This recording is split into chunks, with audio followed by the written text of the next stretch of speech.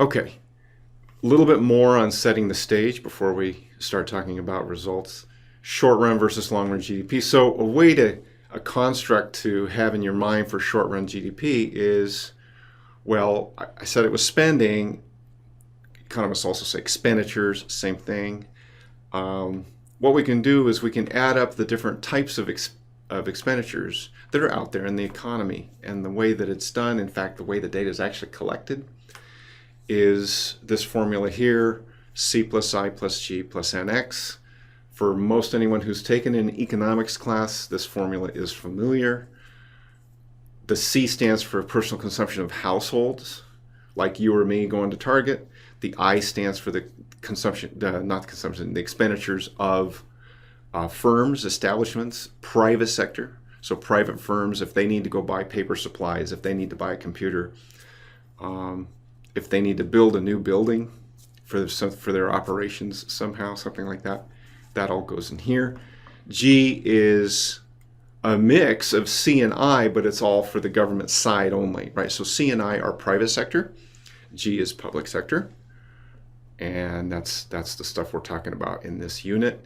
So G includes an investment component that's public and a consumption component that's public that I think I referred to in an earlier slide.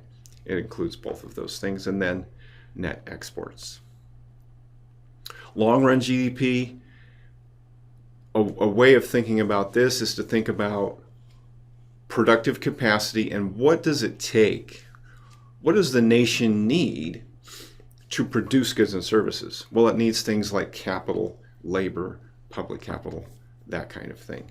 Those are the inputs that it needs to produce all the goods and services that we enjoy or that we need. So there is something called a production function. That terminology is not particularly important, actually. It's just the idea is we need these inputs. We need capital and labor and public capital. There's other things as well. I tried to keep it simple here, in order to produce the total possible amount of goods and services, or GDP, potential GDP, GDP under bar P. All right, starting with the revenue side. What are the economic impacts of different types of revenue side policies? We're going to do the tax policies first. So I have the sales tax there, the capital, income, capital gains type taxes second, and the income tax third. So, and then I have, it says impact on, and then there's a column for GDPE, or think of it intuitively as short-run GDP.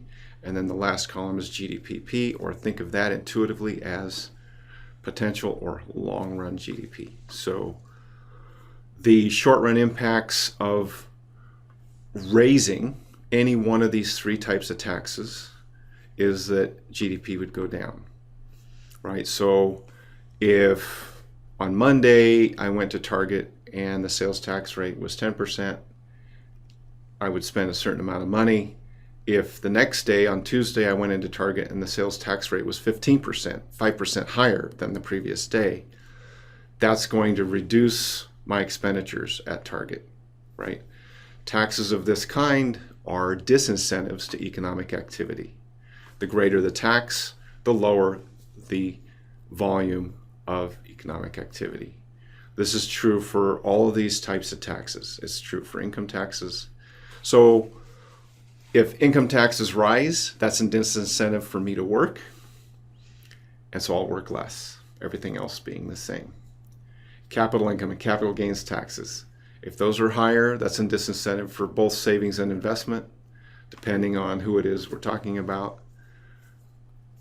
There's an immediate reaction to a higher tax rate on those types of activities, pulling short-run GDP down pretty much immediately. Okay, let's look at the long-run impact. On the long-run side, the sales tax doesn't have a big effect on potential GDP because it doesn't enter into that construct that we talked about where we talked about what are the inputs that are needed to produce all the goods and services, right? So when we talked about potential GDP, we talked about the inputs that we need are capital, labor, public capital, that kind of thing. The sales tax doesn't really enter here, at least not directly. So I'm going to say, to keep this simple, no effect, NE, no effect on long-term GDP of sales tax. I'm saying for capital income tax and labor income tax, the bottom one, I put income tax, it's really labor income that we're talking about here, not capital income, right? Those are down. And the reason I say that is because both of those do show up as key inputs to the process of producing all the goods and services that we desire, right? So the bottom one, the income tax, the bottom one in the top panel, I should say, the income tax, that's a tax on labor income. So I work, all of you guys watching this video probably work at least part-time. We file our taxes every April 15. This is the tax we're talking about. And our work, the labor services that we provide, whoever we provide it to, is a key important part of the productive capacity.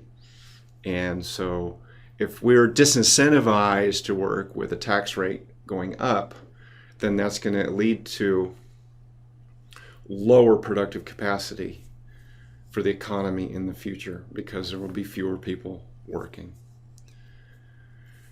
Similar argument for capital income and capital gains taxes, because what that does is it pulls down capital stock. And capital stock is also a very important component to input to the productive capacity of the economy. And so that's an argument for potential GDP to go down if taxes on that type of activity rise. Okay, going to the second panel. So I wrote this a little bit differently, GDP now, GDP future. Let's talk about borrowing first. Borrowing doesn't really have an initial effect, but in the future, and I'll talk more about this later, government borrowings, government debt is generally retired in the medium and long run through tax rates going up, but in the future is typically how it's done. So the government does some borrowing, say in 2000, the debt gets rolled over, they're doing their interest payments, say for some number of years. It can vary, maybe it's 5 years, maybe it's 10, maybe it's longer. But at some point, they'll raise taxes to then have the funds needed to just retire a big chunk of their debt, right? They don't generally retire all of it, but particularly in the United States in the past 100 years, or a little bit less, I guess. But they'll retire some of it. And how do they do that? They do that by generally by raising taxes. Well, because they're raising taxes in the future, so for my GDP future, I'm going to have taxes going up. The taxes they're going to use are these three taxes in the upper panel. And we've shown that they generally have a negative effect at the time that they're raised, at some future point in time that they're raised. So GDP would go down at that future point in time when the taxes are raised to retire some of the debt. Okay, that's borrowing. Then we have the inflation tax. This is kind of a fun one.